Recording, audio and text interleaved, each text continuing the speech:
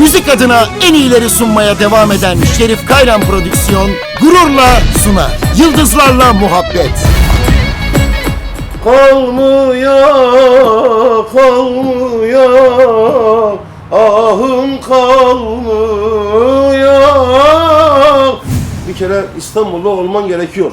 Çünkü plak şirketleri burada, stüdyolar burada, orkestrasyon burada. Güneydoğu'da yoktu o zaman bu imkanlar. Dikenli dar yollar, çileli zor yıllar. Evet. İşte o zaman başladı. Sen de ben de böyle tırmalaya, Cenab-ı Allah'a sonsuz şükürler olsun. İyi yerlerdeyiz şu anda. Hazırladığım bu program, ya sanatçının kendini ifade edebileceği program, kendini anlatabileceği program. Yıllarca programlara gittik, yıllarca. Gidiyorsun, senden başka 5 tane daha konuk var. Birini cin çarpmış, birinin karısı kaçmış. Sen kendinden ifade edemiyorsun. Ya okudun, Türkiye'yi anlatamıyorsun. Evet, Şerif Kayran YouTube kanalında gerçekten yapılan röportajların hepsi çok kıymet taşıyan röportajlar. İnsanın kendini anlatabildiği röportajlar. Ben de her şeyimi dürüstçe anlatacağım bugün. Yalla yalla. Sanırım ciddi bir ara vardı ikinci albüm arasında, Tabii. değil mi? Benim her albüm arasında ciddi aralar var. Vallahi. Neyse, bu arayı konuşacağız bir Tamam, ara. tamam.